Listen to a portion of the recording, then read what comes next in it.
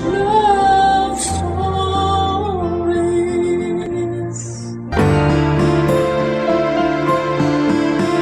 Ang ilaw ng tahanan ang siyang gumagabay at nagbibigay kalinga sa kanyang mga anak. Siyang source ng liwanag sa tahanan sa tuwing bumabagsak na ang moral ng kanyang pamilya. Ikaw, kabarangay, para sa iyo ano nga ba ang role ng isang ina? Dear Papa Dudut, ako nga po pala si Risha, 18 years old at lumaki sa poder ng aking ama na 45 years old. Mag-isa niya akong tinaguyod kahit ang hirapan ng buhay. Hindi niya sinukuan ang pagiging ama sa akin, kabaligtaran naman yon sa aking ina. Hindi ko na nakilala po ang aking ina at sanggol pa lamang ako noong iniwan ako ng aking ina kay tatay. Naging ina at ama tuloy si tatay sa akin. Hindi na siya nag-asawa pa. Sa akin niya ibinuhos ang buong buhay niya. Kaya palagi kong pangako na babawi ako sa kanya. Oras na makahanap ako ng magandang trabaho na maayos ang pasahod. Kasi lahat ng kailangan ko ay binigay ni tatay. Alam kong madalas na siyang nagkakasakit para lamang buhayin ako, Papa Dudut, pero hindi niya yon pinapakita sa akin. Lagi niyang inuuna ang kailangan ko. Hindi ko na nga maalala kung kailan siya huling bumili ng gamit para sa sarili niya. Ang mga napaglumaang damit ng mga kakilala namin ang siyang pinagtitiisan niya. Isa lang ang sapatos niya. Kahit naghihingalo na at rugby lang ang pinagsasalba niya. Lagi kong sinasabi sa kanya na unahin na niya ang pagbili ng sapatos. Pero sabi niya hindi naman daw kailangan dahil mas komportable siya sa tsinelas kapag nagtatrabaho. Mabuti na lamang at pinapayagan siya sa trabaho na magtsinelas. Naputol kasi ang ilang daliri sa paa ni tatay. Hindi naman siya nagkukwento tungkol doon. Kaya naisip ko na baka naaksidente siya sa trabaho. Awang-awa ako kay tatay kaya madalas ang hiling ko tuwing kaarawan ko ay mabigyan siya ng magandang buhay. Kaya lang sa aking debu ay may iba akong hiniling, Papa Dudut.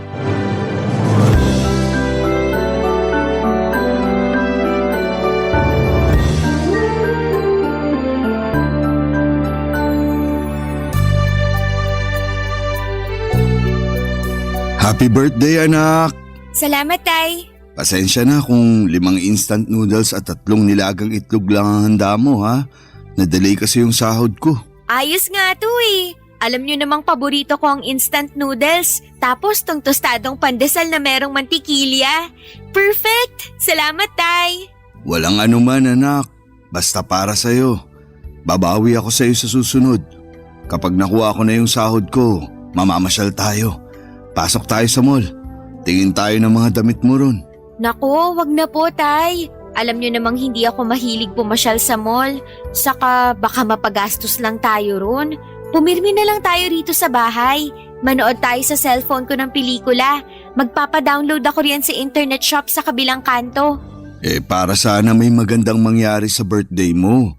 Debut mo pa naman. Dapat espesyal. Hindi pa ba espesyal tong birthday ko ngayon? Ang sarap ng pagkakaluto nyo ng instant noodles. Hindi nyo tinipid sa mantikilya tong pandesal. Ano pa bang mahihiling ko? Salamat sa pag-unawa, anak. Hayaan mo, babawi ako. Ako ang susunod na babawi sa inyo, Tay. Ang dami nyo nang ginawa para sa akin. Ako naman dapat. Hindi naman kita inuobliga, anak. Kung ano lang ang kaya mo, yun lang ang iabot mo sa akin. Pero hayaan mo ko bilang tatay mo na ibigay sa iyo ang lahat ng kailangan mo habang wala ka pang asawa at anak. Parang ayoko nang mag-asawa eh. Kasi mahihirapan yung mapapang-asawa ko na abutin yung mga ginawa nyo para sa akin. Mag-asawa ka pa rin. Pagod na akong alagaan ka eh. Gusto na kitang ipamigay. Biro lang, anak. Ikaw na lang kaya ang ipamigay ko kay Aling Petra. Ang tagal ka ng type nun. Pansinin mo naman daw para may libre na tayong kutsinta sa umaga. Nirareto mo na naman ako sa kanya. Tigilan na nga natin yung karereto sa iba. Ganito na lang. Ano bang hiling mo ngayong kaarawan mo? Bukod sa ligawan mo si Aling Petra? Seryoso na, anak. Sana makilala ko na ang tunay kong nanay. Ay, napag-usapan na natin to. Bakit ba kasi ayaw mong ipakilala sa akin si nanay? Gusto ko lang namang mawala na yung mga tanong sa isip ko kung sino siya, kumusta siya, naaalala ba niya ako? O kahit kung paano lang niya ako kargahin nun. Yun lang naman, Tay. Huwag niyo na sanang ipagdamot yun sa akin. Birthday ko naman. Ay, basta iniwan ka na niya sa akin. Alam ko na yan, Tay. Bigyan niyo pa ako ng ibang detalye, please. Tsaka na tayo mag-usap ulit. Risha, Tay, please. ay, kumain muna tayo. Kailangan ko ng pampalakas bago ako magkwento. Tahimik naming nilantakan ang instant noodles na niluto ni tatay. Hindi makatingin noon sa akin si tatay at parang iniisa-isa niya sa isipan ang mga alaala niya kay nanay. Nahalata kong nabalisa siya. Pero sana'y maintindihan niya na kailangan ko na ring malaman ang kwento tungkol sa aking nanay. Ang tagal ko rin yung hinahanap-hanap at wala akong may kwento sa school kapag may assignment ako tungkol sa aking nanay. Naging madamot kasi si tatay tungkol kay nanay. Gusto lang daw niya akong protektahan. Pero dalaga na ako at alam kong kaya ko nang harapin ang tungkol kay nanay. Pagkatapos namin kumain ay saka na kami nag-usap. Diretsahan na niyang sinabi ang lahat, Papa Dudut. Lorna ang pangalan ng nanay ko. 36 years old lamang siya at kay dad ko lamang siya nung pinanganak niya ako. Hindi pa siya handang maging ina noon kaya iniwan daw ako kay tatay. Sinabi rin ni tatay na marami siyang pagkukulang kay nanay at hindi raw niya naibigay ang lahat ng kailangan ni nanay. Kaya hindi niya masisisi si nanay kung umalis ito para buhayin ang sarili at tuparin ang mga naudlot nitong pangarap. Bumalik ito sa probinsya niya sa Bataan. Noong una raw ay nakikibalita pa ito sa akin pero nang tumagal ay hindi na. Pinaubayan na raw ako ng buo kay tatay. Dahil sabi ni nanay mas maganda raw ang paglaki ko kung si tatay ang bubuhay sa amin. Pagkatapos noon ay binigay din ni tatay ang picture at address ni nanay sa probinsya. Parang nabasa ni tatay na gusto kong puntahan si nanay. Kaya nagabot ito ng 2,000 piso para maggamit ko sa pagdalaw ko kay nanay. Niyakap ko si tatay at nagpasalamat. Noong gabing yon ay tinulungan niya akong mag-impake ng damit. Kinabukasan ay maaga akong hinatid ni tatay sa bus station patungo sa Bataan, Papa Dudut.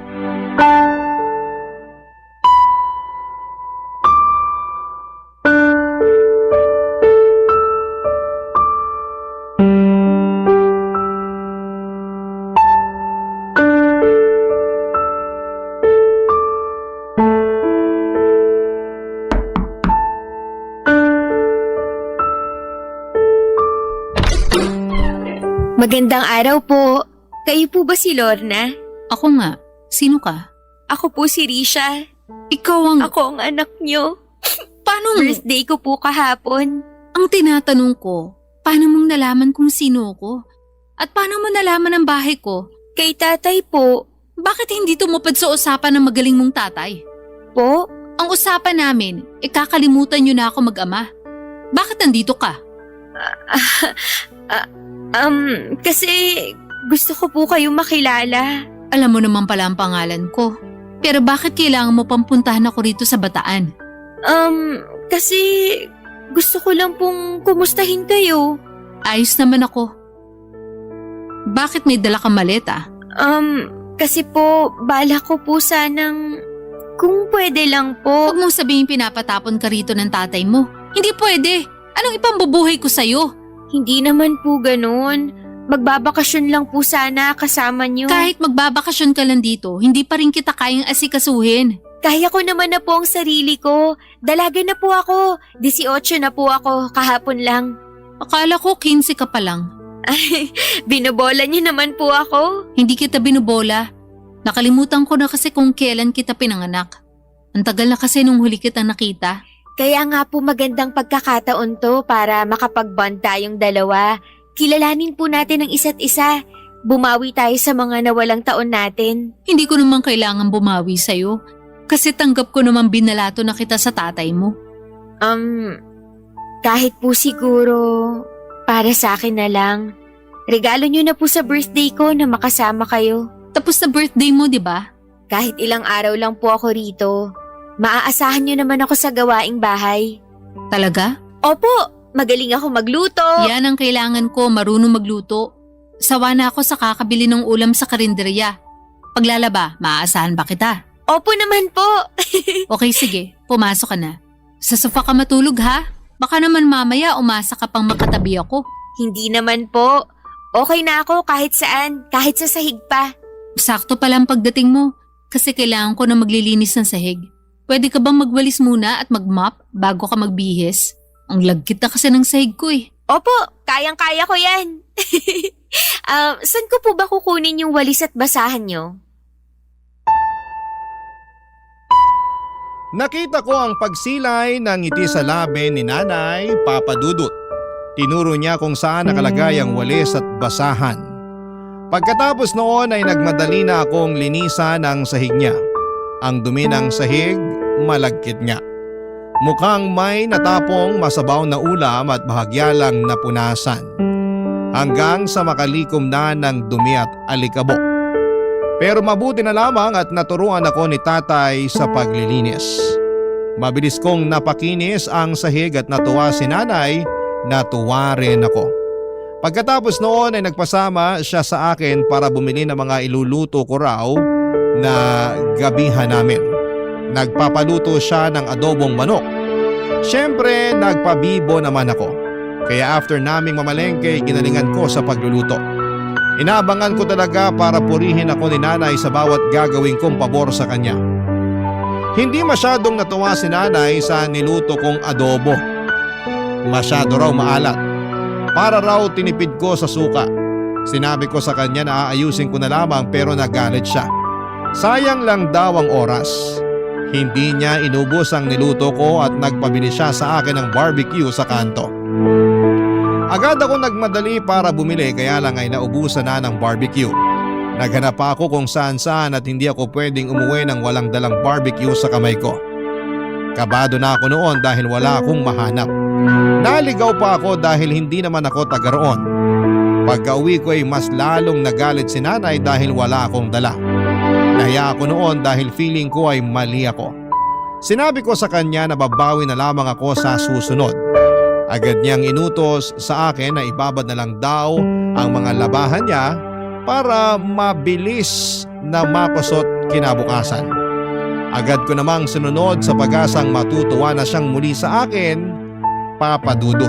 Barangay Love Stories. Barangay Love Stories. Kinabukasan ay maaga akong nagising para ipaglaban na si nanay.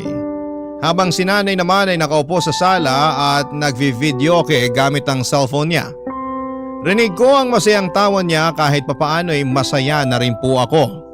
Nagmadali akong tapusin ang labahan para lamang makabanding si nanay. Excited na akong makakwentuhan siya. Kaya lang pagkatapos kong maglaba ay inutusan naman niya akong ayusin ang lasa ng adobong niluto ko noong gabi. Agad ko naman yung ginawa, Papa Dudut. Naayos ko naman at nananghalian na kami.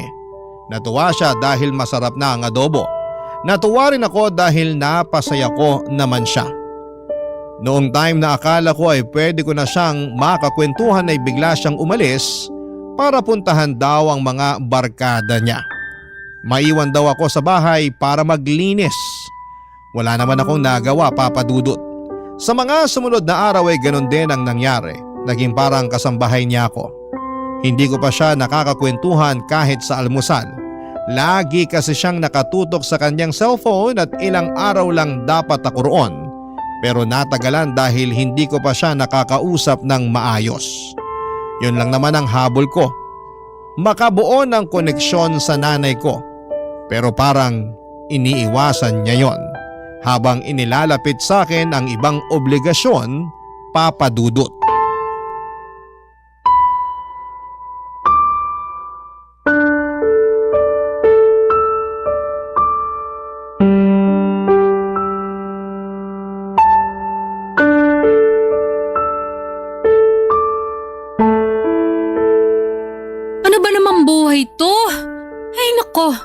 Nay, okay lang po kayo? Malamang hindi. Nakita mo nagdadabog na nga ako rito. Meron bang masaya nagdadabog? Sorry po, nagtatanong lang naman ako. Ako ang magtatanong sa'yo. Anong balak mo? Balak po saan? Kailan ang alis mo rito? Baka naman maubos ang pera ko sa pagpapakain sa'yo. Gusto ko po muna kasi kayo makabanding sana. Banding? Magkakapera ba ako sa banding na yan? Yun lang naman po ang habol ko kaya ako pumunta rito. Pag nakabanding mo na ako, alis ka na. Pwede naman po. Ay, pahirapan ka naman bata ka, oo. Alam mo namang hindi tayo close. Anong pag-uusapan natin? Kahit ano po. Matatagalan pa ng konti bago ako mag-open up sa'yo. Kaya mabuti pa, maghanap ka ng trabaho pansamantala para makapagbigay ka sa akin ng pang-ulam natin dito. Hindi naman pwedeng ako lang ang gagastos dito. Mas masiba kang kumain kesa sa akin. Pwede naman po. Saka meron po akong 1,500 na natira sa akin. Bigay po ni tatay. Ayun naman pala. Bakit hindi mo agad binigay sa akin yan nung kararating mo lang? Hindi ko naman po alam na kailangan nyo ng pera. Walang taong hindi kailangan ng pera, Risha. Sorry po. Namana mo sa tatay mo yung kaeng-engan na yan. Parehas na parehas kayo. Parang hindi ginagamit ang utak. Mag-ama nga kayo. Nahihiya lang po kasi ako makipag-usap sa inyo. Hiya! May magagawa ba yan? Wala naman, di ba? Yan ang sinasabi ko lagi sa tatay mo nun. Huwag puro hiya ang pairalin. Umutang siya sa mga kakilala niya para may malaki kaming pera. Pero anong ginawa niya? Masyadong pinairal ang pride. Ayun! Nagpakapagod sa trabahong maliit naman ang sahod. Ano nangyari? E di wala. Kukunin ko lang po yung pera. Teka, bago mo kunin yun, may sasabihin ako sa'yo. Ano po yun? Seryoso ako sa sinabi ko na maghanap ka ng trabaho, ha? Kahit pansamantala lang, maraming karinderiya sa paligid. Pwede ka rin tumulong sa pagbebenta ng barbecue dyan sa kanto. Bahala ka, maghanap ka. Bibigyan kita ng 2 araw para makahanap ng trabaho. Pag wala kang nahanap, papauwi na kita sa tatay mo. Kayo na lang magbanding. Opo, gagawan ko ng paraan. Dapat lang. Hindi naman pwedeng umasa ka lang sa akin. Hindi naman po. Tsaka yung tatay mo, kung hindi naman yan tangat kalahati, papapuntahin ka rito ng 1,500 lang ang baon mo. Nag-iisip ba siya? Alam niyang hihingi ako ng pera para ipangkain sa'yo. Hindi ba niya naisip yun? Wala pa po kasing sahod si tatay. Yung 2K na inabot niya sa akin, galing pa yun sa ipon niya para sa pangpaaral ko. 2K pa lang inabot sa'yo. Bakit sinasabi mong 1,500 lang? Ang bata mo pa pero marunong ka ng kumupit. Pinamasahe ko po yung 350, saka po pinambili ko ng bracelet niya yung 150. Anong bracelet? Regalo ko po sa inyo, yung iniwan ko sa tokador niyo sa kwarto, yung may puso po at angels. Ah, yun ba? Ano ba yun? Akala ko may nakaiwan, tinapon ko na. Nasaktan ako ng laitin ni nanay si tatay. Nasaktan din ako ng baliwalain niya ang bracelet na regalo ko sana para sa kanya. Pero hindi ko yon pinahalata at nagpaalam ako sa kanya para kunin na lamang ang 1,500 pesos. Pero bago ko yon gawin ay pumasok muna ako sa banyo para umiyak. Tahimik kong iniyak ang mga masasakit na salita ni nanay Papa Dudut. Naghilamos ako pagkatapos para hindi mahalata na namumula ang mga mata ko. Nagmadali na rin akong lumabas ng banyo para kunin naman ang 1,500 at iabot kay nanay. Mabilis niyang kinuha yon at umalis ng bahay. Mamamasyal lang daw siya. Ako na raw muna ang bahalang mag-ayos sa bahay. Sumunod naman ako at pagkalinis ko ng bahay ay lumabas ako. Sinunod ko ang bilin ni nanay na maghanap ng trabaho. 2 araw lang kasi ang palugit niya bago ako pauwiin kay tatay. Halos makaawa na ako sa kantin sa isang elementary school para magtrabaho roon pansamantala. Pinayagan naman nila ako pero sobrang baba ng sahod. Kinagat ko pa rin kesa naman sa wala. Nagsimula na ako magtrabaho roon kinabukasan. Arawan naman ang sahod kaya naiuwi ko kaagad kay nanay ang pinagpaguran ko. Pero hindi pa rin siya masaya, Papa Dudut. Lagi siyang nakasimangot tuwing inaabot ko ng buo ang 250 pesos na sahod ko kada araw. Nung una ay nagdadabog lang siya pero noong tumagal ay hindi na niya nakayanan pa. Sinabi na niya sa akin ang sama ng loob niya sa liit ng sahod ko, Papa Dudut.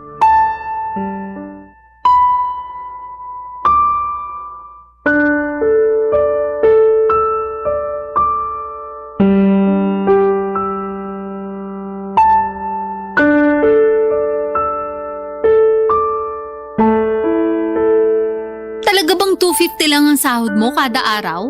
Opo, Nay. Yan lang talaga. Kasi naawa lang naman sa akin yung nagbabantay sa kantin, kaya nagawa niya akong isingit sa trabaho. Kung naaawa siya sa'yo, edi sana man lang tinaasan niya ang pasahod sa'yo. Ano ba naman yun? Hayaan niyo po, susubukan kong maghanap ng ibang trabaho. Dapat lang. Kulang tong 250 sa ating dalawa. Alam ko naman po. Baka naman hindi totoong 250 lang ang sahod mo, ha? Ano pong ibig niyong sabihin? Baka kako kinukupitan mo lang ang sahod mo. Baka 400 talaga pero binabawasan mo para pangluho mo. Hindi po, Nay. Talaga? Susugod ako sa kantin para magkaalaman na. Ano, gusto mo? Opo, kahit pumunta pa kayo bukas. Hindi po ako nagsisinungaling. Mali po yun. Ay nako, mana ka talaga sa tatay mo. Puro na lang kabutihang asa lang inuuna. Alam ba niyang hindi na mabubuhay sa panahon ngayon ng puro kabutihan lang? Ang dami na masasamang tao na umaasenso. Dapat gumahin na kayo sa kanila. Ang hirap pong sikmurain yun. Kesa naman sikmurain tayo dahil sa gutom. Mamili ka. Babawi na lang po ako sa inyo sa susunod. Sa day off ko po, maghahanap ako sa bayan ng trabaho. Kailan ang day off mo? Sa Sabado hanggang Linggo po ng tanghali. Sa hapon po kasi kailangan na naming mag-ayos sa mga paninda sa kantin at… Hindi ka pwedeng pumunta sa bayan ng Sabado. Kailangan mo maglaban ng mga damit ko. Nasa labahan pa lang isusuot ko next week para sa outing namin ng mga kabarkada ko. Unahin mo yun, ha? Pero paano po yung paghahanap ko ng trabaho? Gawin mo pagkatapos mo maglaba. Kung alanganing oras ka na matatapos maglaba, agahan mo na lang gumising kinabukasan. Dapat madaling araw pa lang nasa bayan ka na para mag-check ng mapapasukan trabaho. Piliin mo yung stay-in, ha? Stay in? Oo, para makabawas ng gastusin dito sa bahay. Pero paano po tayo makakapag-bonding, Nay? Ito naman, puro banding ang alam. Mabubuhay ba tayo ng puro banding lang? Akala ko po kasi magbabonding na tayo kapag nakahanap na ako ng trabaho. Sa liit ng sahod mo, aasa ka pa ng banding sa akin? Ayoko nga. Paano po kung wala akong mahanap na trabaho sa bayan? Pag-iisipan ko kung kaya ko pa matiis ng 250 na sahod mo. O baka pauwiin na rin kita sa tatay mo. Kailan po ako pwedeng bumalik dito? Ha? Bakit ka pa babalik? Para po maging close na tayo. Ngayon pa nga lang hirap na ako makisama sa'yo kasi nagiinit ang dugo ko sa mga kapalpakan mo eh. Babawi po ako sa inyo, Nay. Hindi na po ako papalpak sa susunod. Siguraduhin mo lang kasi tinapon ko na ang tatay mo sa kapalpakan niya noon. Huwag mong hintayin na ganun din ang gawin ko sa'yo ngayon.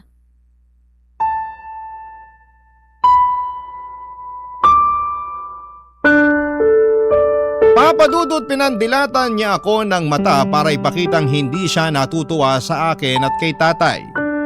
Paniniguro rin niya yon para bilisan ko ang paghahanap ng trabaho.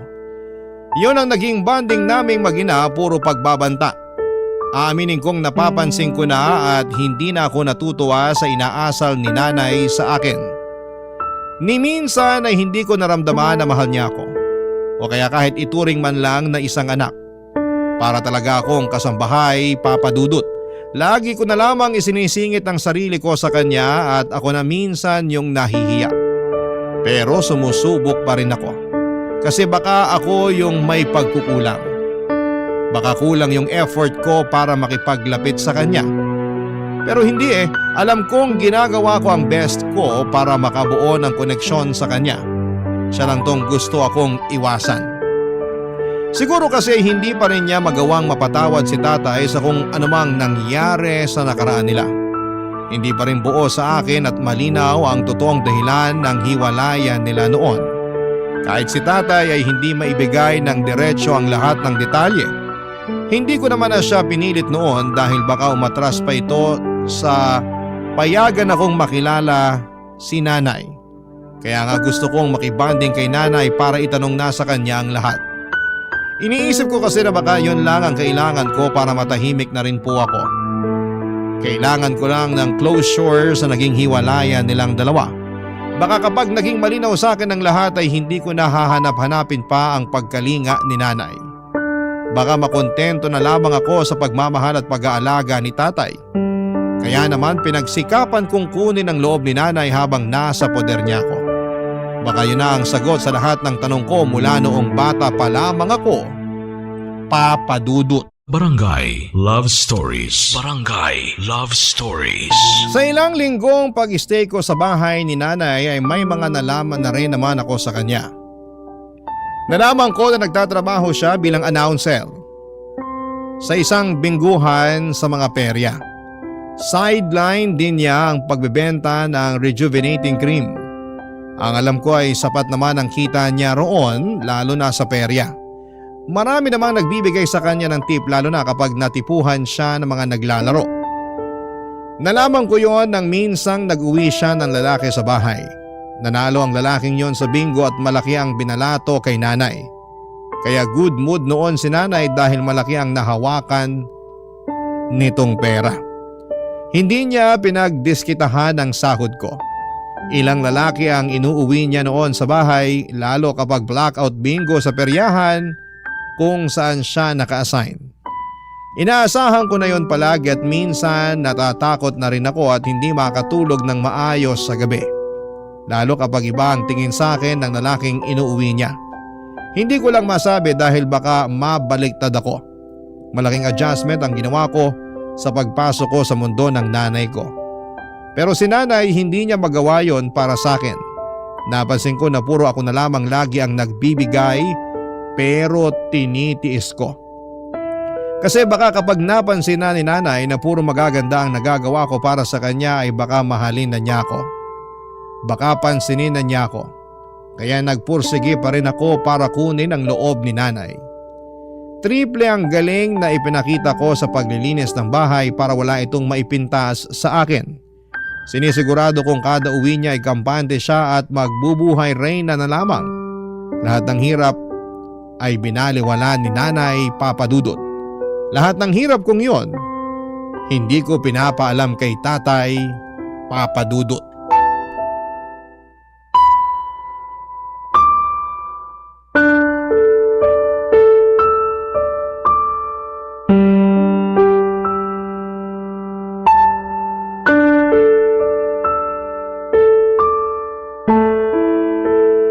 Tay, hello po! Hello, anak. Kanina pa ako tumatawag sa'yo ha. Nag-alala ako kasi hindi ka sumasagot. Pasensya na po, Tay. Nabisi lang kasi.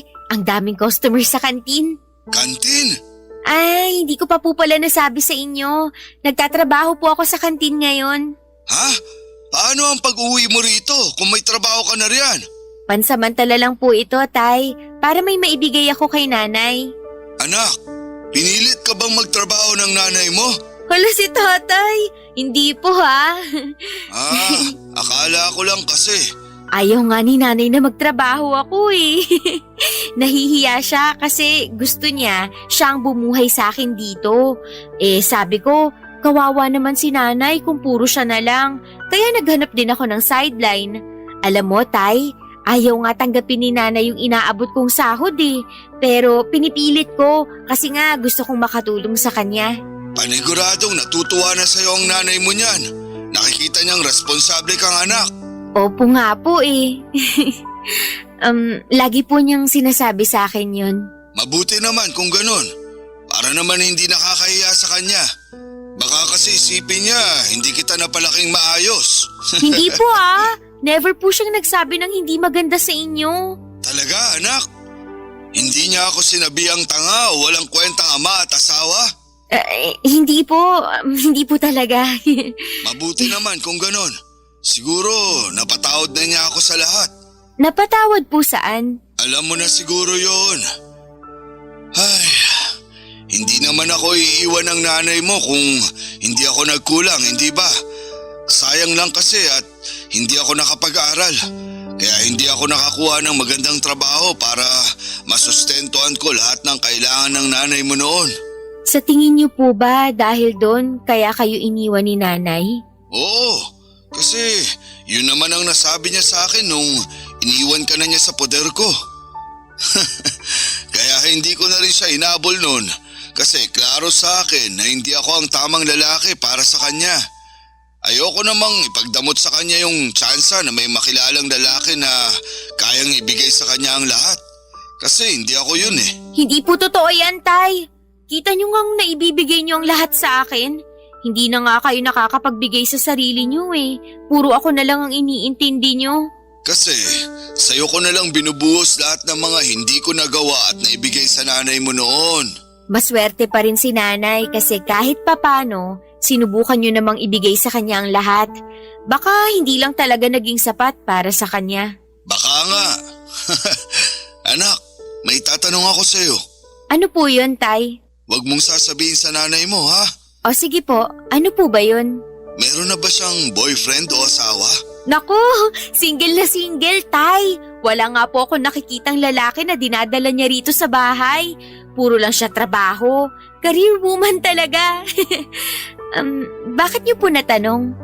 Wala naman. Ewan ko ba? Parang sa mga kwento mo kasi tungkol sa kanya, nagkakrush ulit ako sa nanay mo. Pero wag mong sasabihin ha. Naku, nakakahiya. Uy, kinilig naman ako ron, Tay.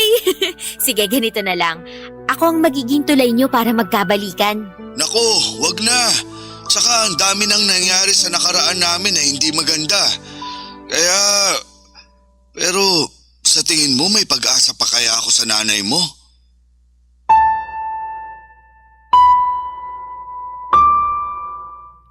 Hindi ko alam ang mararamdaman ko noon sa huling sinabi ni tatay. Kasalanan ko naman kung bakit ganon ang tanong niya. Napaasa ko siya. Nagsinungaling ako sa totoong trato sa akin ni nanay at ayoko lang naman kasing maghinala si tatay.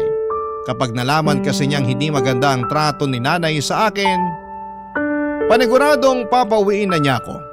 Baka yun pa ang maging dahilan para magtanim ng galit si tatay kay nanay. Ang gusto kong mangyari ay magkaayos na sila kahit na hindi na magkabalikan pa. Yun bang makapag-usap man lang para magkumustahan. Para malaya na akong nakakasama silang dalawa. Pero sa ugali ni nanay ay parang malabong mangyari yon. Ramdam ko ang galit niya kay tatay at hindi na yon nagbago kahit panay ang bida ko sa magagandang ginawa ni tatay sa akin. Inisip ko na baka kulang pa ang pagbebenta ko sa magagandang katangian ni tatay. Napangiti ako at nakaisip ng ideya. Paano nga kaya kung galingan ko pa sa pagbibida kay tatay at sa mga magagandang katangian nito? Na-imagine ko kapag lumambot na ang puso ni nanay, kapag bentang-benta na sa kanya ang mga magagandang ugali ni tatay ay pwede kaya silang magkabalikang dalawa. Kasi nung puro ako papuri sa ugali ni nanay kay tatay, bigla naging masigla si tatay sa pagtatanong tungkol kay nanay. Bigla parang nagkagusto ulit ito kay nanay. Baka naman pwedeng ganun din ang mangyari kay nanay. Pwede kayang magkaroon ng second chance sa pagmamahala ng mga magulang ko. Mararanasan ko na kayang magkaroon ng buong pamilya. Napangiti ako at pwede yon, naniniwala ako.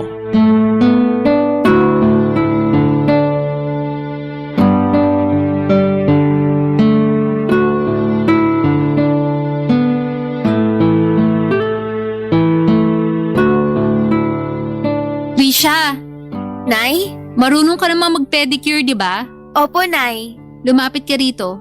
I-pedicure mo pa ako. Hindi ako makayuko ng maayos eh. Sumasakit na naman ang likod ko. Sige po. Kumusta ang tatay mo? Ay, si tatay po.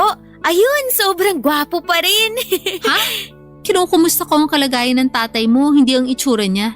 Kailan pa naging gwapong tatay mo? Kung hindi naman po gwapo si tatay para sa inyo, bakit niyo ako nabuo? Gusto mo malaman. Opo, gusto kong malaman yung naging love story niyo. Hindi nga love story ang nangyari sa amin, no? Horror. Po? Yung kaibigan naman niya ang gusto ko eh. Kaso hindi ako pinapansin. Kaya nagpainom ako. Inimbitahan ko silang dalawa ng tatay mo para pumahig lang yung kaibigan niya na sumama. Sinubukan kong lasingin yung kaibigan ng tatay mo pero hindi umepek. Kaming dalawa ng tatay mo ang nalasing. At yun na. Nabuntis na po kayo nun? Oo. Yan ba ang love story na inaasahan mo?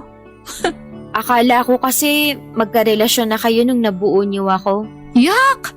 Bakit ko naman papatulan ng tatay mo? Nakita mo naman ang itsura niya, di ba? Tapos hindi pa nakapag-aral. Pangit pa ng trabaho. Bakit ako magtitiis dun? Pasalamat siya wala akong ibang mapuntahan kaya nagtiis ako makisama sa kanya hanggang mailabas kita. Pero wala ayoko talaga. Nakakasuka makisama sa kanya. Alam po ba to ni tatay? Una pa lang naman alam niya na hindi ko siya gusto. Siya tong patay na patay sa akin. Ilang beses ko nang sinabi sa kanya na ang trip ko ay yung kaibigan niya. Pero mapilit siya. Feeling ko nga'y sinadya niyang lasingin ako para madali niya. Kaya hindi ko pa rin siya mapatawad sa pagkakabuntis siya sa akin Tsaka kung alam mo lang na, aray rin siya! Lintik kang bata ka! Balak mo bang putulin ang mga daliri ko sa paa? Tulad ng ginawa ko sa tatay mo, ha? Kayo po ang pumutol sa mga daliri sa paa ni tatay? Bakit? Hindi pa nagkukwento yung tatay mo sa mga nangyari noon, ha? Kapagod! Ako pang inasahan niya magkwento sa nakaraan namin? Aray! Sinasadya mo na yatang paduguin ng daliri ko Ano bang problema mo? Aray, Nay! Hindi niyo naman po kailangang manipa! Buisit ka Parang gusto mong patayin lahat ng kuko ko sa paa Tumabi ka nga dyan, lalakad ako.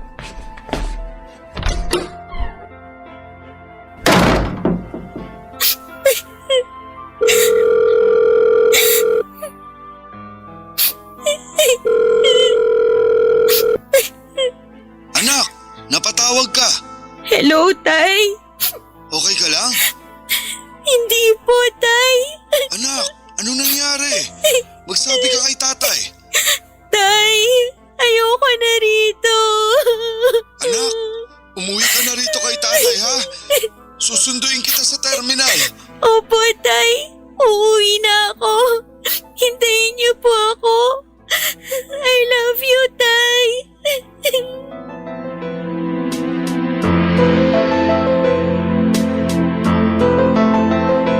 Halos malunod ako sa iyak at sama ng loob. Hindi ako makapaniwala sa mga nalaman ko na ibinunyag ni nanay. Yun ang huling chance ang ibinigay ko kay nanay at hindi ko na kaya. Hindi ko maintindihan kung bakit ganon kasama ang turing niya sa akin. Pero naiintindihan ko na ang lahat.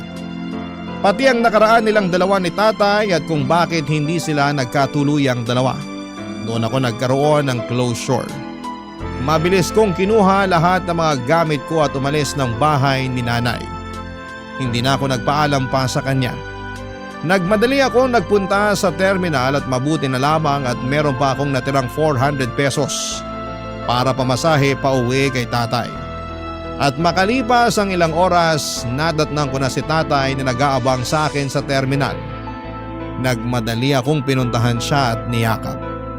Hindi na ako aalis pa sa piling ni tatay at hindi ko na pipiliin na hanapin ang mga sagot sa mga katanungan sa aking nakaraan. Si nanay na mismo ang nagbigay ng madilim na kasagutan sa lahat ng yon. Tinanggap ko yon para mas madali na siyang talikuran. Oo at nanay ko siya. Pero hindi siya naging ina sa akin. At mula noon ay tuluyan ko nang sinarado ang libro ko sa kanya. Tapos na ang role niya sa buhay ko. Salamat na lamang sa kanya dahil nagkaroon ako ng chance na maging ama si tatay na naging ama at ina ko. Bakit pa ba ako maghahanap ng pagkalinga ng isang ina? Kung mismong si tatay na ang bumubuo noon para sa akin, hindi ba? Maraming salamat po sa pagbasa ng aking liham.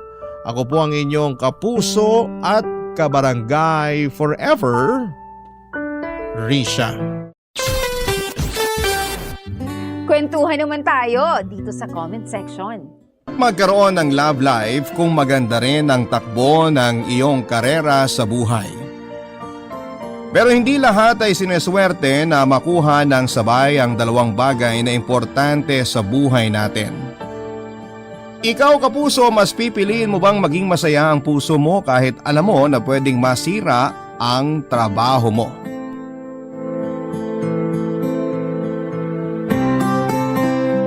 Dear Papa Dudut, Lahat naman siguro tayo ay nangangarap na magkaroon ng maayos na karera o trabaho na pwede nating isabay sa ating masayang buhay pag-ibig. Ang sabi nga ng iba, kapag nakuha natin ang sabay ang dalawang bagay na yon ay wala na tayong ibang mahihiling pa.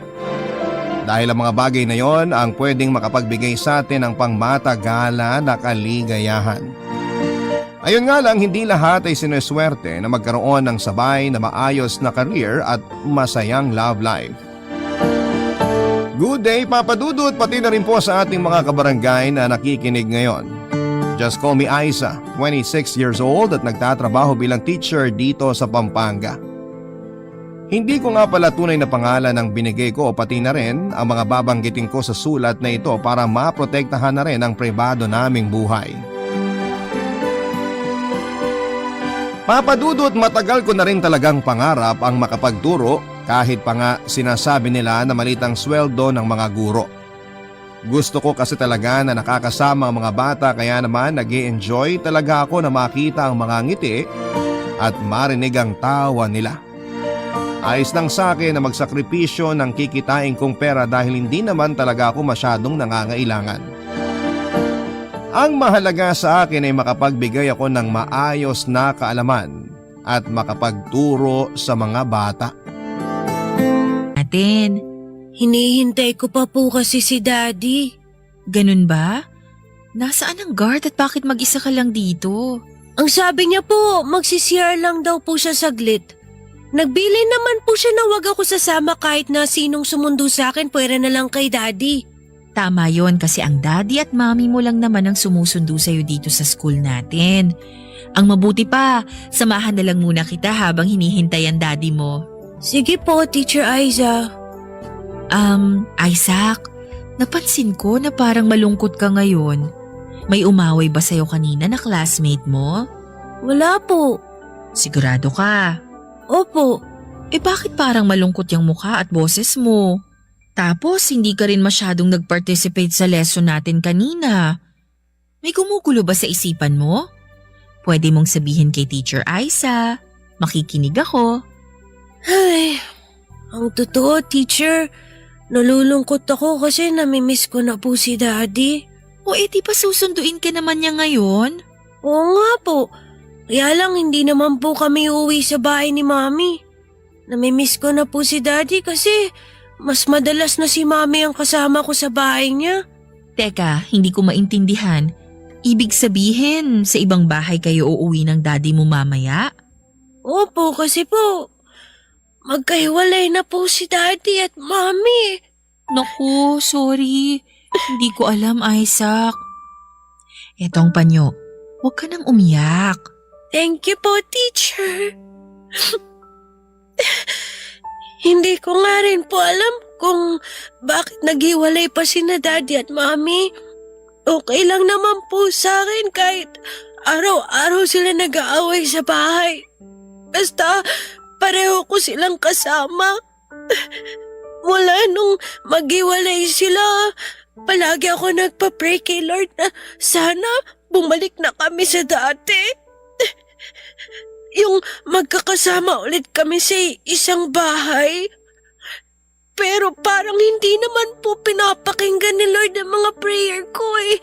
Kasi hanggang ngayon, magkahiwalay pa rin po sina Daddy at Mommy. Hindi totoo yan, Isaac. Lahat ng mga dasal natin, pinapakinggan ng Diyos.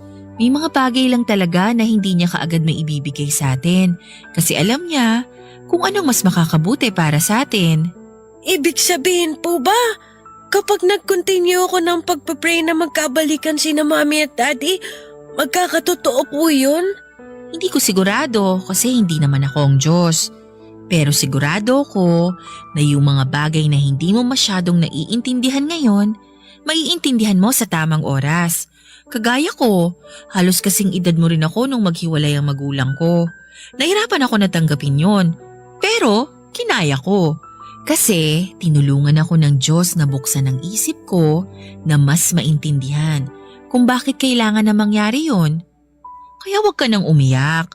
At ito ang tandaan mo ha, kahit hindi na kayo magkasama sa iisang bahay ng daddy at mommy mo, hindi naman mababawasan ang pagmamahal nila para sa'yo. Opo, teacher. Thank you po sa mga sinabi niyo. Ay, Isaac, anak. Sorry kung ngayon lang ako nakarating ha. Late na kasi natapos yung meeting namin. Okay lang po, Daddy. Sinamahan naman po ko ni Teacher Aiza dito habang naghihintay sa inyo. Mabuti naman at may kasama ka. Sumakay ka na doon sa kotse para hindi ka na masyado mainitan. Susunod na rin ako sa'yo. Sige po, Daddy. Bye po, Teacher Aiza. Thank you po ulit sa sinabi niyo kanina. You're welcome, Isaac. Thank you, Teacher Aiza ha. Sa pagbabantay mo kay Isaac habang di pa ako dumarating. Wala yon, Mr. Gerson. Gerson na lang tawag mo sa akin. Okay. Ang totoo, napansin ko rin kasi na medyo malungkot siya sa klase ko nitong mga nakaraang araw. Mabuti nga at naabutan ko siya dito sa guardhouse, kaya nakausap ko siya ng sarilinan. Dahil ba yun sa pag-iwalay namin ng mami niya? Opo, pero huwag kayong mag-alala. Sinabi ko naman sa kanya na mas maiintindihan niya ang nangyayari sa inyo ng mami niya sa tamang oras. Pinaalala ko rin sa kanya na kahit hindi na kayo madalas na magkasamang tatlo, hindi naman mababawasan ang pagmamahal niyo ng mami niya sa kanya. Mabuti naman at ginawa mo yun. Sa totoo lang, nahihirapan din talaga ako kapag nakikita ko siya malungkot. Mag-aapat na buwan na rin kasi pero alam ko na hanggang ngayon, naninibago pa rin siya sa setup namin ng mami niya. Again, thank you, Teacher Aiza. Papa Dudut, kasama si Isaac sa mga paborito kong estudyante dahil likas sa kanya ang pagiging malambing at masayahin. Palagi siyang active sa mga recitation at isa siya sa mga pinakamalakas tumawa sa loob ng classroom at hindi nawawala ang ngiti sa mga labi niya. Kaya nga nang mapansin ko ang pananamlay niya sa klase ko ay alam ko na kaagad na may problema siya. At nakaramdam talaga ako ng lungkot nang sabihin niya sa akin ang dahilan kung bakit buong maghapon siyang tahimik sa klase. Galing din kasi ako sa isang broken family kaya alam ko ang lungkot para sa isang bata na lumaki sa isang hindi kompletong pamilya. Alam ko kung saan at gaano kagulo yon para sa isipan ng isang batang kagaya ni Isaac. Kaya nga nangako ako sa sarili ko na sa oras na magkaroon ako ng sariling pamilya ay sisikapin ko na maging kompleto at masaya yon. Para hindi maranasan na magiging anak ko ang lungkot na naranasan ko sa pamilya ko na kinalakhan ko.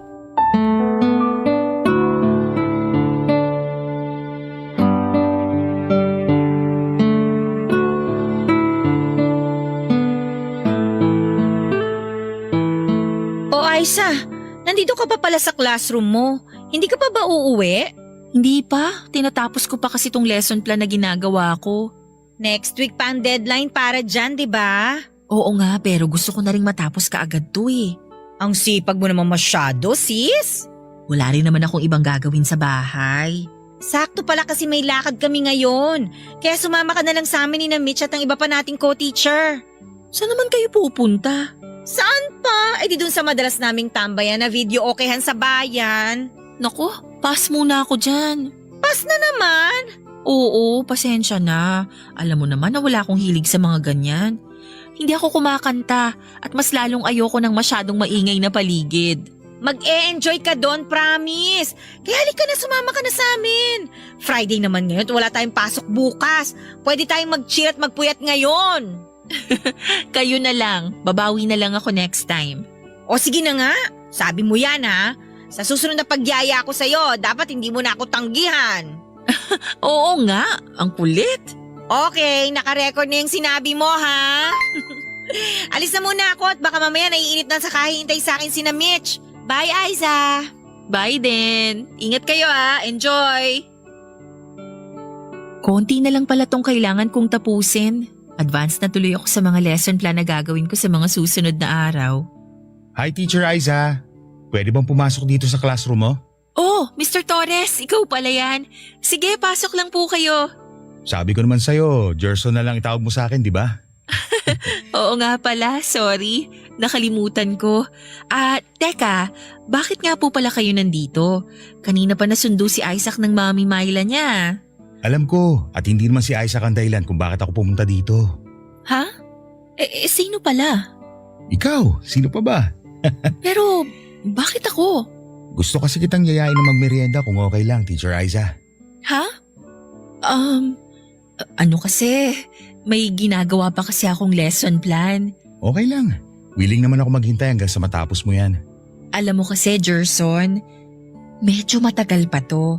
Saka madami pa akong ibang gagawin. Ayos nga lang kasi ako. Kasi ako, wala naman ako ibang gagawin. Hihintayin lang kita matapos sa mga ginagawa mo para makapagmerienda na tayo. Pero kasi… Kung gusto mo, pwede naman ako maghintay sa guardhouse. Basta maghihintay ako hanggang sa matapos mong lahat ng kailangan mong gawin, Teacher Aiza. Saka, way ko na rin to para magpasalamat doon sa mga sinabi mo kay Isaac. Mula kasi nang kausapin mo siya, napansin ko na mas sumigla siya kumpara nung mga nakaraang araw. Kaya hayaan mo sana ako magpasalamat kahit sa ganitong paraan lang.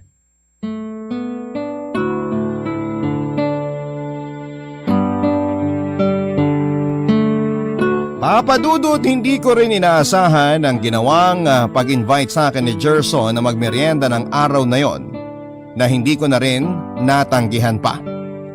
Para sa akin kasi normal naman ang ginawa kong pag-comfort sa estudyante kong si Isaac at responsibilidad ng isang teacher na samahan ang kanyang estudyante habang wala pang mga magulang nito. At kasama sa responsibilidad na yon ang ipaliwanag sa mga bata ang mga bagay na hindi pa nito masyadong naiintindihan. Kagaya na lamang ng nangyaring paghihiwalay ng mga magulang ni Isaac. Napakasimpleng salita pero alam ko na napakagulo at komplikado para sa kanyang murang isipan. Kaya naman kinailangan ko na kahit papaano ay ipaintindi sa kanya ang magulong sitwasyon na meron siya. At aaminin ko na nag-enjoy din ako ng oras na kasama ko si Gerson, Papa Dudut. Hindi lang dahil sa nilibre niya ako ng pagkain, kung hindi dahil masaya talaga siyang kakwentuhan. Marami kaming iba't ibang topic na napag-usapan. At alam nyo yung pinaka-favorite part ko ng pagkwekwentuhan naming dalawa?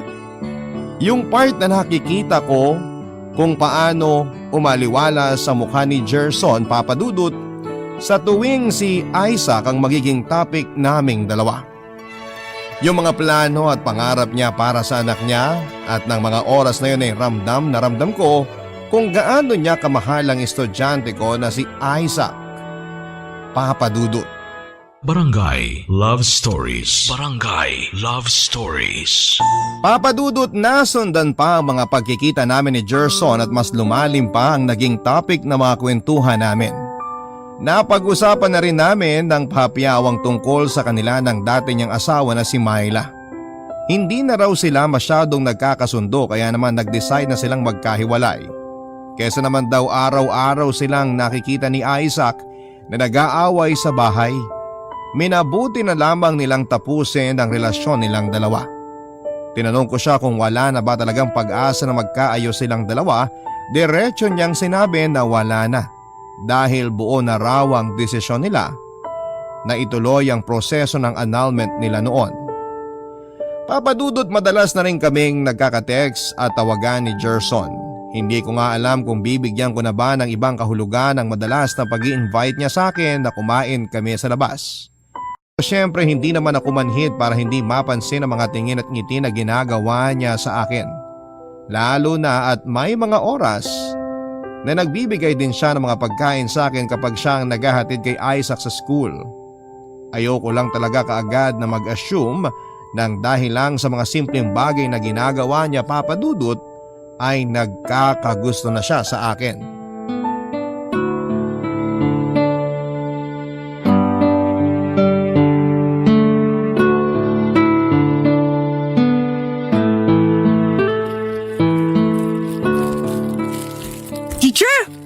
Thank you po dito sa binigay ng chocolate. Nagustuhan mo ba? Opo, ang sarap po talaga kaya halos makalahati ko na po itong hawak ko. Teka, pupunasan ko lang yung gilid ng labi mo. May chocolate ka rin dito eh. Thank you po, teacher. You're welcome. Sino palang susundo sa'yo ngayon? Si Mami po, kasi busy ngayon si Daddy sa mga meeting niya sa trabaho. Oo nga pala, nasabi niya pala sa text na magkakaroon siya ng out-of-town meeting at seminar. Mabuti ka pa ina-update ng asawa ko. Sa akin kasi hindi siya nagre-reply. Nandiyan na pala kayo, ma'am. Mrs. Torres, Dahil hanggang ngayon kasal pa rin ako kay Gerson kaya apelido pa rin niya ang gamit ko. Mami, bakit ngayon lang po kayo nakarating para sunduin ako? Na-traffic kasi ako, baby. Ay, teka. Ano yung nasa pisngi mo at napakadungis mo naman? May natira pa pala sa pisngi ko. Chocolate lang po to, Mami. Binigyan po kasi ako kanina ni Teacher Aiza. Ito nga po, may kalahati pa. At sino namang may sabi na pwede kang kumain ng matamis kapag ganitong oras? Hindi ba pinagbabawal ko yan sa'yo kasi ayokong masira ang teeth mo? Mrs. Torres, huwag niyo na pong pagalitan ng bata. Ako kasi ang nagbigay ng chocolate sa kanya kanina para hindi siya masyadong mainip habang naghihintay po sa inyo. Ay nako, ang dami talagang pakialamera sa mundo. Isaac baby, nasa may harap na ng gate ng school yung car natin. Nandun na rin si Yaya, hinihintay ka, kaya mauna ka na sa akin doon, okay? Sige po, Mami. Bye, Teacher Aiza. Thank you po ulit dito sa chocolate. You're welcome, Isaac. Bye! Ngayong wala na dito sa classroom ang anak ko, gusto sana kitang makausap ng masinsinan, Teacher Aiza. Tungkol saan, Mrs. Torres? Pwede bang wag kang magkunwari dyan? Sigurado naman akong alam mo na tungkol kay Gerson ang gusto kong pag-usapan nating dalawa ngayon. Sorry, Mrs. Torres, pero ano ba talaga ang gusto mong sabihin tungkol kay Mr. Torres? Layuan mo si Gerson at wag mong sirain ang pamilya namin. Nagkakamali po kayo ng iniisip dahil hindi ko po sinisira ang pamilya nyo. At mas lalong walang namamagitan sa amin kahit na ano ni Mr. Torres. Talaga? Pues patunayan mo. Layuan mo ang asawa ko, Aiza. Pero, hindi ba pinaprocess na po ang annulment nyo para sa naging kasal nyo? Bakit ba asawa pa rin ang tawag nyo sa kanya? Dahil nga kasal pa rin naman kami hanggang ngayon. At hindi pa rin ako nawawala ng pag-asa na magkakabalikan kaming dalawa. Ayokong lumaki si Isaac na magkahiwalay ang mga magulang niya. Kaya please lang, Aiza. Huwag mong sirain ang pamilya namin. Huwag ka nang makisawsaw sa gulo namin ng asawa ko at layuan mo na siya. Papadudot na guilty rin talaga ako nang dahil sa mga sinabi sa akin ni Myla. Ang buong akala ko kasi mutual decision ang nangyaring paghihiwalay nilang mag-asawa. Akala ko ay pareho silang nagkasundo na tapusin ang relasyon nila at iproseso ang annulment na para sa kasal nila. Pero hindi pala. Dahil mukhang hanggang sa mga oras na yon ay umaasa pa rin si Myla na magkakaayos at magkakabalikan silang dalawa ni Gerson. Ramdam ko na mahal niya pa rin si Gerson at gusto niya na muling mabuo ang pamilya nila para na rin sa anak nilang si Isaac. Tama naman kasi si Myla sa mga sinasabi niya na hindi ako dapat nakikisawsaw sa gulo nilang mag-asawa. Hindi dapat ako nagiging dahilan para lalong masira ang pamilya nila. Lumaki ako sa magulo at hindi buong pamilya. At ayoko sana na maranasan ni Isaac kung gaano kalungkot ang buhay na sinapit ko. Sayang lang dahil ng mga oras na yon ay nagsisimula ng mahulog ang loob ko para kay Gerson. Kaya naman nag-decide ako na kailangan ko ng pigilan ang nararamdaman ko para sa kanya at layuan siya. At doon ko na sinimula na hindi sagutin ang mga text at tawag niya sa akin Papa Dudut.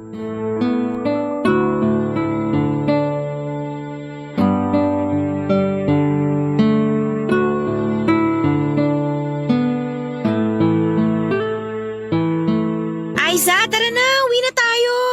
Mauna ka na, Dina. Marami pa akong test paper na tsetsekan dito. Ayan ka na naman sa pagiging workaholic mo, ha? Hindi naman, no. Ayoko lang na matambakan ako ng mga trabaho. Pero next week pa natin ilalabas ang mga result para dyan. Kaya wag mo na munang tapusin. Sige na, mauna ka nang umuwi. Gusto ko na ring tapusin ang mga to kaysa iuwi ko pa sa bahay namin. Hi, Aiza.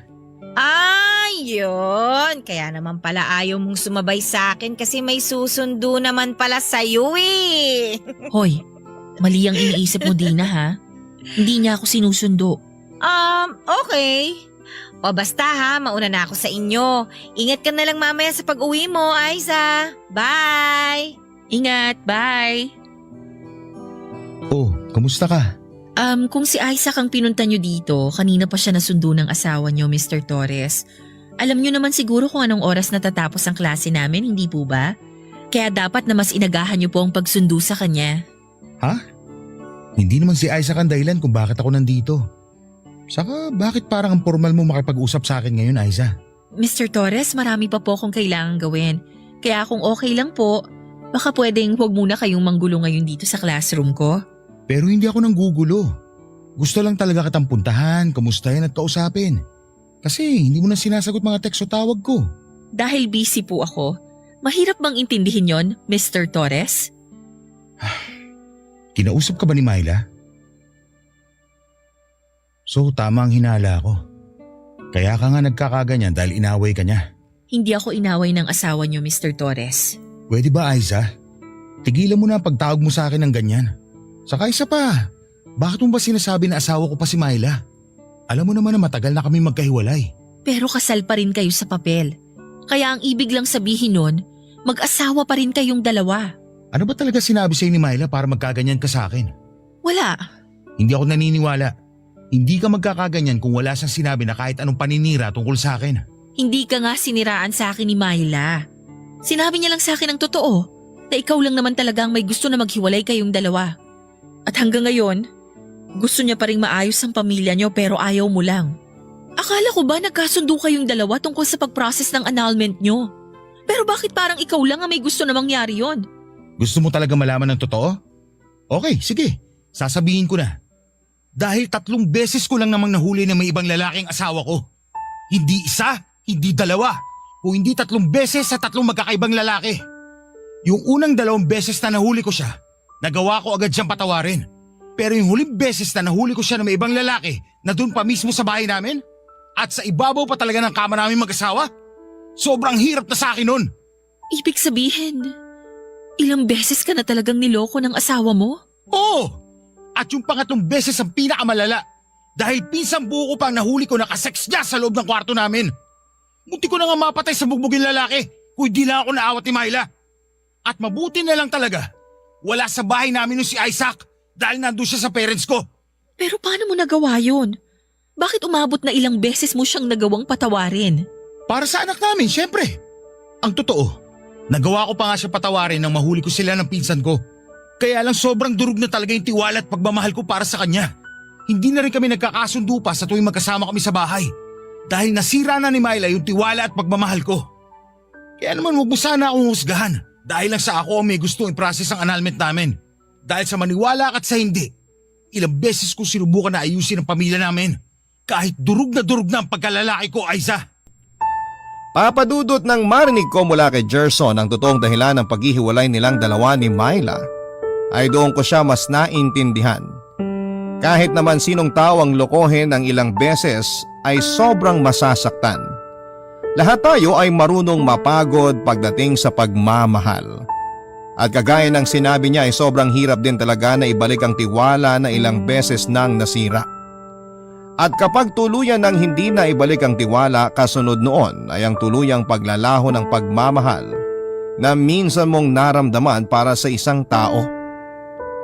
Ang hindi ko lang inaasahan noon ay ang marinig mula kay Gerson na gusto niya ako, Papa Dudut. Oo, inamin niya rin sa akin na gusto niya ako at nasaktan siya sa ginawa kong pag-iwas sa kanya. Naramdaman ko na rin naman na gusto niya ako pero siguro ay natakot lang din ako na marinig yon mula sa kanya. Natakot ako, Papa Dudut, na makumpirma na tama ang hinala ko. Natakot ako dahil alam ko sa sarili ko na pareho kami ni Gerson ng nararamdaman para sa isa't isa.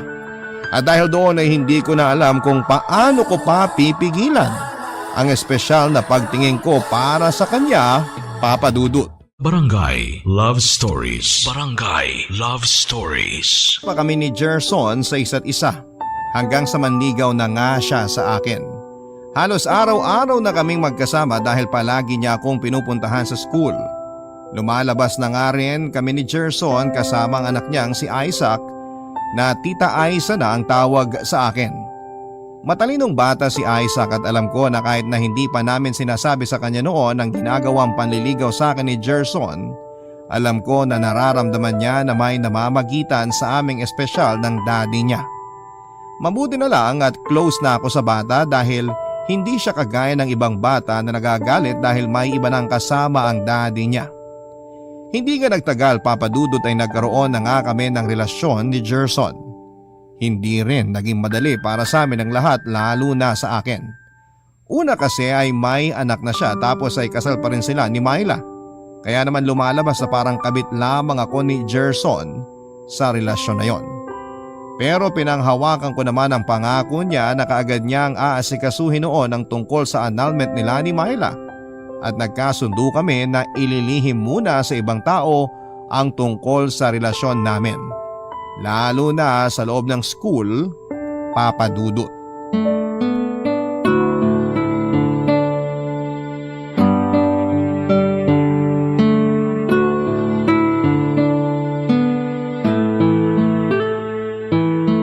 Hi, Be!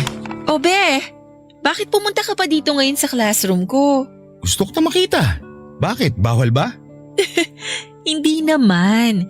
Kaya lang 'di ba ang sabi ko, medyo busy kami ngayon dito sa school kasi gagawa pa kami ni Dina ng mga decoration sa stage na para sa school program bukas. Kaya nga ako nandito para tumulong sa inyo. Hindi mo na kailangan gawin yun. Hindi kailangan pero gusto ko. Gerson, sinabi ko naman sa'yo na hindi tayo pwedeng masyadong makita na magkasama ng ibang teachers.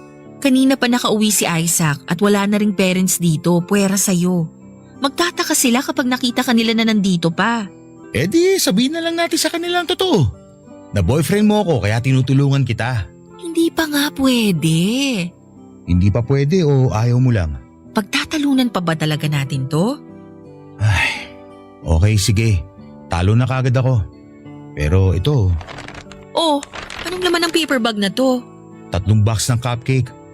Kainin niyo mamaya ng mga co-teacher mo kapag nagutom kayo. Parang ang dami naman masyado nito. Dinamihan ko na talaga kasi baka maubusan ka kagad ng mga kasama mo. mo kasi may... Ay! May bisita ka pala dito sa classroom mo. Ah, hindi ko siya bisita. Napadaan lang talaga siya kasi may tinanong siya tungkol sa susuotin ni Isaac para sa program bukas. Di ba, Mr. Torres? Oo, tama ka. Salamat sa pagsagot sa tanong ko. Alis na rin ako, Teacher Aiza. Una na ako sa inyo Sis, ano yun? Ha? Anong sinasabi mo dyan? Sus, kunwari ka pa. Alam mo naman kung sino o ano ang tinutukoy ko. Kung tungkol kay Mr. Torres ang sinasabi mo dyan, sinagot ko na yan kanina. Pumunta lang siya dito para itanong yung tungkol sa susuotin ni Isaac. Hay naku sis, ako pa ba naman ang uutuin mo? Pero yun nga ang totoo. Promise? Nagsasabi ka ng totoo? Masira man ang relasyon nyo ng Gerson na yon? Huh? Oh, bakit hindi ka makasagot kagad dyan? Bakit hindi mo ma-deny na may relasyon kayong dalawa ng tatay ng estudyante mo? Kasi tama ako, di ba? Totoo ang sinabi ko na boyfriend mo na nga yung Gerson na yan. Oo, sige na. Aaminin ko na. Boyfriend ko nga siya. Magdadalawang buwan na rin. OMG, Aiza! Bakit naman ginawa mo ang lalaki na yun? Mabuting tao naman si Gerson, no? Oo nga, pero may asawa at anak naman. Hindi mo man lang inisip na paano kung may chance pa na magkabalikan sila. Kaya lang bigla ka naman pumasok sa eksena. Hindi ka na naawa dun sa anak nila. Hindi mo kasi alam kung bakit sila nagkahiwalay. Saka bago ko pa maging boyfriend si Gerson, pinaprocess na rin ang annulment nila. Pero kasal pa rin siya kahit ano pang sabihin mo dyan. Aiza naman, ang dami-daming lalaki dyan. May ibang co-teacher nga tayo na gustong pumorma sa'yo eh. Isama mo na yung isang tito ng estudyante ko na nakipagkilala sa'yo nung nakaraan pero dinedma mo lang kahit single at gwapo. Tapos babagsak ka lang pala sa may asawa at anak na. Ay naku naman, pag-isipan mo nga mabuti ang ginagawa mo. Teacher ka, kaya dapat hindi ka pumapasok sa ganyang kagulo na relasyon. Papa Dudut, kahit na hindi talaga ako o ang relasyon namin ni Gerson ang dahilan kung bakit naghiwalay sila ni Myla, ay nagigilty pa rin talaga ako. Kagaya ng sinabi ni Dina, paano nga kung may chance pa sanang magkabalikan sina Myla at Gerson? Kaya lang bigla na lamang akong pumasok sa eksena. Paano kung sila talaga ang nakatadhana para sa isa't isa? Paano kung bahagi lamang ako ng pagsubok para sa pamilya nila? Dapat pa ba talaga akong kumapit sa relasyon namin o mas dapat na akong bumitaw? Kaya lang kasi ng mga panahon na yon ay malalim na ang pagmamahal na nararamdaman ko para kay Gerson, Papa Dudut.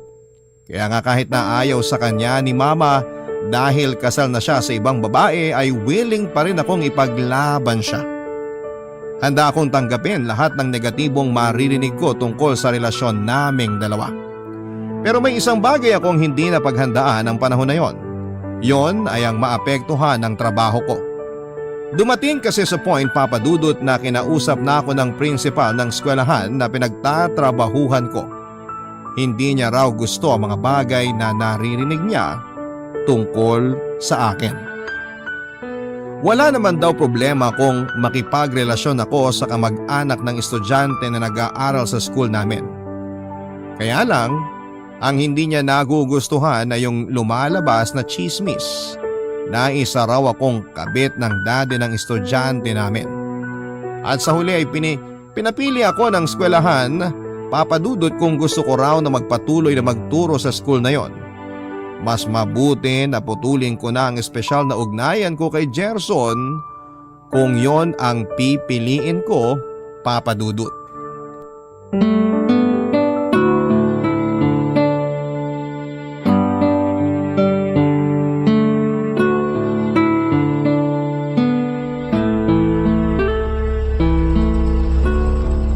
Grabe ang traffic. Biruin mo. Isang oras din ang biyahe natin mula doon sa resto pa uwi dito. Oo nga eh. Bababa na tayo ng kotse, be. Ako na lang ang bababa. Tapos tumiretso ka na rin ng drive. Baka matraffic ka pa pauwi sa apartment mo. Babati rin sana muna ako sa mama mo. Wag na. Kasi baka tulog na yon. Medyo maaga pa naman. Kahit sumilip lang ako para makita niya lang na hinatid kita pa uwi dito sa bahay niyo. Kapag nakita ka ni Mama, susungitan ka lang naman niya. Ayos lang. Ang mahalaga, nakita niya na bumati ako para magbigay galang sa kanya. Liga na, baba na tayo ng kotse. Ako na magdadala nitong pasalubong mo na insimada. Wag na nga, Gerson. Bakit ba ang kulit mo? Teka, bakit nagtataas ka ng boses? Eh kasi nga ang kulit mo. Sinabi ko na ngang wag na, di ba? Pero paulit-ulit ka pa dyan. Alam mo naman na susungitan ka lang ni Mama, gusto mo pang magpakita sa kanya. Okay na yung hinatid mo ako dito sa bahay namin. Huwag ka nang masyadong makulit. O sige na, umuwi ka na. Gusto ko nang magpahinga. Uy, teka!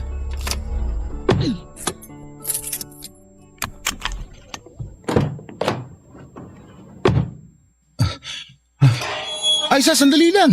Huwag mo munang buksan to gate ang bahay niyo. Ano na naman, Gerson? May problema ba tayo? Wala! Pagod lang ako, okay? Kaya umuwi ka na. Ano ba kasing problema? Sabihin mo sa akin. Anong gumugulo sa isip mo ngayon?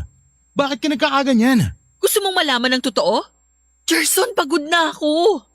Pagod na akong makarinig ng negatibong bagay na sinasabi nila tungkol sa'yo at sa relasyon nating dalawa. Alam mo bang pati trabaho ko naaapektuhan na ng dahil sa relasyon na to? Bakit?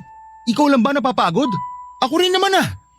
Pagod na ako sa tuwing mararamdaman ko na hindi mo ko kayang paglaban. Pagod na ako sa tuwing naririnig ko kung paano mo ko i-deny sa mga katrabaho mo. Pagod na ako sa pagtago mo sa relasyon nating dalawa. Dahil naaapektuhan na nga ang trabaho ko. Hindi mo ba naiintindihan yon? Ang dami ko nang naririnig na kung ano-anong hindi maganda mula sa mga co-teacher ko. Bakit ba kasi kailangan mong intindihin yung sinasabi ng ibang tao? Dahil mga katrabaho ko sila. At sila yung halos araw-araw na nakakasama ko. E di umalis ka sa school na yan. At sa ibang school ka na lang magturo. Hindi naman ganun kadali ang pinapagawa mo sa akin, Gerson. Kaya hahayaan mo na lang na maapektuhan ng ibang taong relasyon natin? Aisa, alam mo naman kung ano yung tama at mali, hindi ba? At alam mo kung ano yung totoo sa hindi. Naging honest ako sa'yo. Naging honest ako sa relasyon na to. Wala akong kahit na anong tinago sa'yo. Oo, alam ko naman yun. Pero nahihirapan lang talaga ako sa sitwasyon natin. Kasi kahit yung school principal namin, kinausap na ako. Halos kulang na lang diretsuhin niya akong papiliin kung ikaw o ang trabaho ko ang mas mahalaga sa akin. At kung mangyari nga na kailangan mo mamili, Kung sino sa amin ang trabaho mo mas kailangan mo sa buhay mo, anong pipiliin mo? Trabaho mo o ako? Oh, bakit hindi ka agad makasagot? Aiza, akala ko ba mahal mo ako? Akala ko ba seryoso ka sa relasyon na to? Mahal naman talaga kita, Gerson. Hindi naman ako magpapaligaw sa'yo at mas lalong hindi kita sasagutin kung hindi ako seryoso sa relasyon na to. Talaga? Eh bakit parang ako lang ang nag-e-effort? Ako lang yung palaging handang lumaban.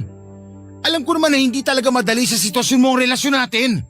Pero sana naman, ipakita mo sa akin kahit konti na may pakialam ka rin sa akin. At mahal mo talaga ako. Kasi marunong din ako mapagod. Marunong din ako masaktan. Papadudot lahat naman siguro ng relasyon ay binibigyan ng mga pagsubok.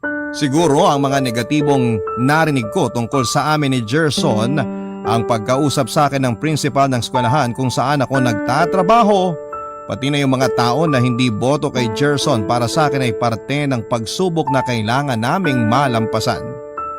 Tama naman kasi si Gerson sa mga sinabi niya na sa aming dalawa ay palagi na lang siya yung mas matatag.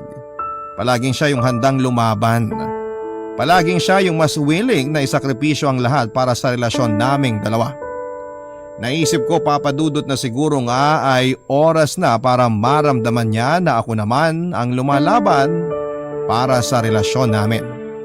Na seryoso rin ako sa kanya at totoong mahal ko rin siya.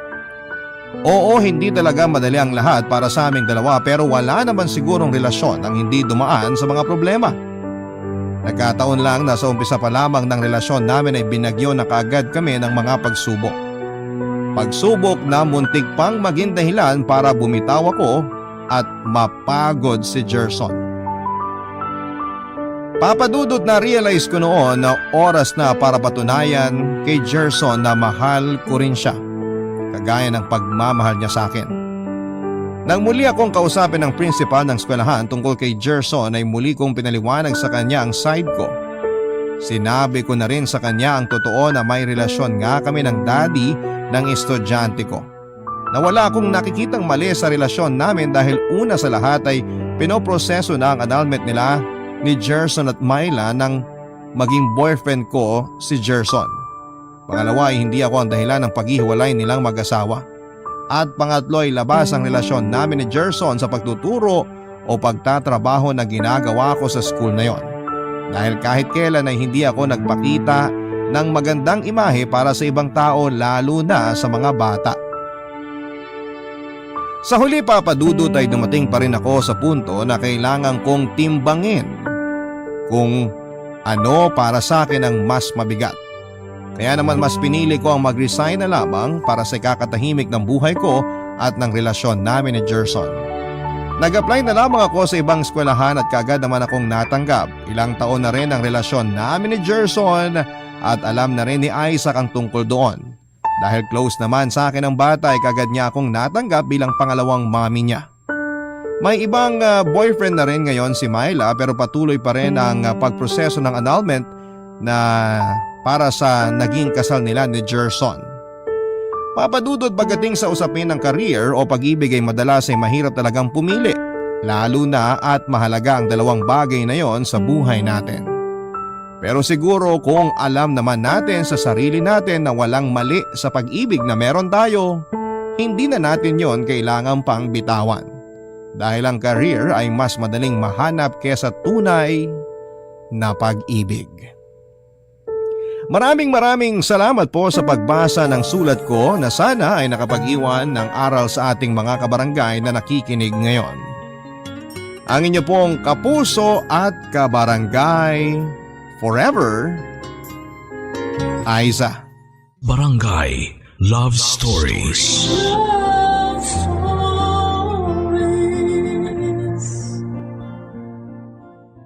Barangay LS 97.1. 97.1. Number 1. Forever.